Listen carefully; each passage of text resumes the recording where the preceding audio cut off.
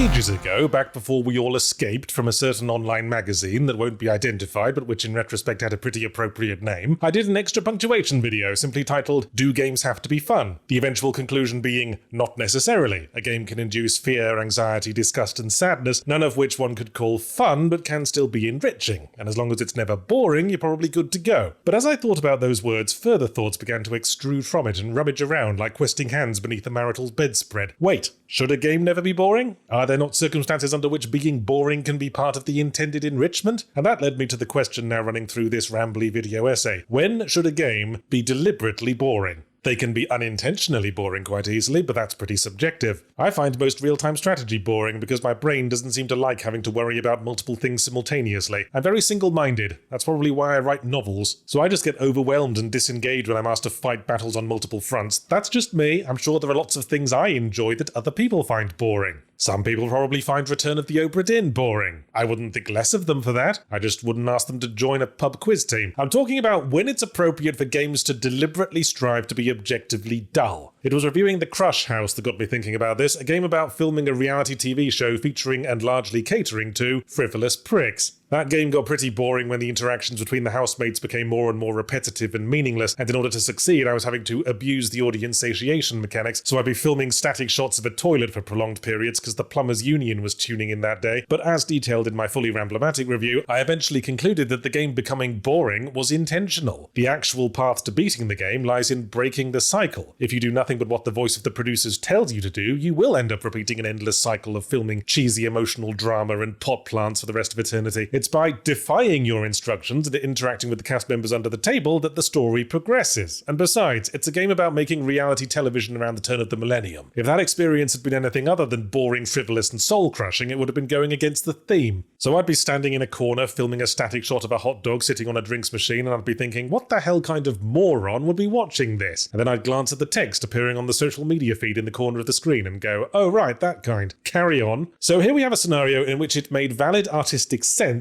to be boring. And while the moment-to-moment gameplay was a dull grind, in retrospect I appreciated the experience as a whole. Maybe you disagree, maybe the game being boring would turn you off playing it, and presumably that wasn't the intention of Crush House's creators, so that would be a failure. If you think the intention of the creator counts for much in a post-death of the author Wild West, in Crush House boring gameplay is used to wordlessly direct the player to the actual point of the game. In that respect it's a sort of much subtler version of that one bit in Super Paper Mario, where Mario is obliged to pay off a debt by running in a hamster wheel for hours on end. You're free to do so, but the fact that it's incredibly boring is intended as a hint that you're supposed to be looking for a better solution. Not quite the same thing. You are intended to be playing the dull parts of Crush House, but definitely birthed from the same philosophy. So sometimes a game might want to be boring as a form of reverse psychology, but there are also cases where a dull, repetitive task is 100% the intended core gameplay. And that gets us to the ever-expanding world of work simulators and grindathons that I used to call podcast games, but which are now commonly referred to as second screen experiences. Like many vibrant young people, my brain is twitchy and addled from overwork and living in the age of 24-hour free entertainment, and so I can't just listen to things anymore. Listening to a podcast or video essay by itself swiftly has my hands fidgeting and reaching for my smartphone, and a nice simple meditative task is just the thing to keep my hands occupied while my higher brain is engaged by my listening material. So we have what I tend to think of as the wholesome second screen games that make no bones about being fairly mindless and calming. Power Wash Simulator leaps to mind, and then we have games like Destiny and World of Warcraft and all the other live service number-crunching grindathons, the less wholesome side of things, games that deliberately lure us into repetitive loops for the sake of suckering in whales and hypnotizing us into keeping our eyeballs from drifting away. I've said before that there are two kinds of games that make you feel and games that make you numb. Some games try to engage you with interesting story or exciting gameplay challenges, and others try to break your spirit with grind until your brain turns to mush. And I've got nothing against turning your brain to mush if that's what you choose to do. There are many very popular narcotics that will do the job quite efficiently. I suppose my objection to live service shooters like Destiny is that they're an example of the second kind of game masquerading as one of the first. It turns your brain to mush while framing it like you're doing something important. But I digress. I suppose it's worth noting that even in the deliberately dull games cited above, I personally need there to be moments of excitement because knowing that I'm working towards something sustains me through the grind. Whether it be the simple satisfaction of seeing a completed level in Power Wash Simulator or the joy of hearing the level up effect in World of Warcraft, there has to be the carrot it hanging over us to draw us through the oceans of half-dried concrete mix. And that ties back in with the Crush House and Super Paper Mario examples, the connection being that dullness in a game is, in almost all cases, used as a measure to highlight or intensify the interesting parts. I've long been a believer in the peaks and troughs model being the ideal way to pace a game. Dullness from start to finish isn't desirable, obviously, but neither is unwavering non-stop high energy, like most Modern Warfare shooters or that Asura's Wrath thing. I find that very mentally exhausting. I can't go straight from El Gigante to the Siege House sequence in Resident Evil 4. I need to have that little downtime in between where you run through the rain and have a quick chat with the merchant. But what's interesting is that while I need non-stop action to be regularly broken up with breather moments, there doesn't seem to be an upper limit on how much boring gameplay I'll tolerate, as long as it gets interrupted at some point with an interesting bit. Hell, even the potential for an interesting moment will keep me going. I can do boring delivery missions in Elite Dangerous all day long if I know there's a chance a pirate might show up and blow off my undercarriage. Gosh, this is why I find talking about video games so interesting, you know? Just when you think you've come up with a completely solid universal rule, like games have to be fun, or a game at least shouldn't be boring, you immediately find examples that defy it. Well, let's see if we can do better. A game should, at no point, physically murder its player by shooting razor blades out of the disc tray. There, show me a game that defies that rule, asshole. Then see if Microsoft would be interested in publishing it.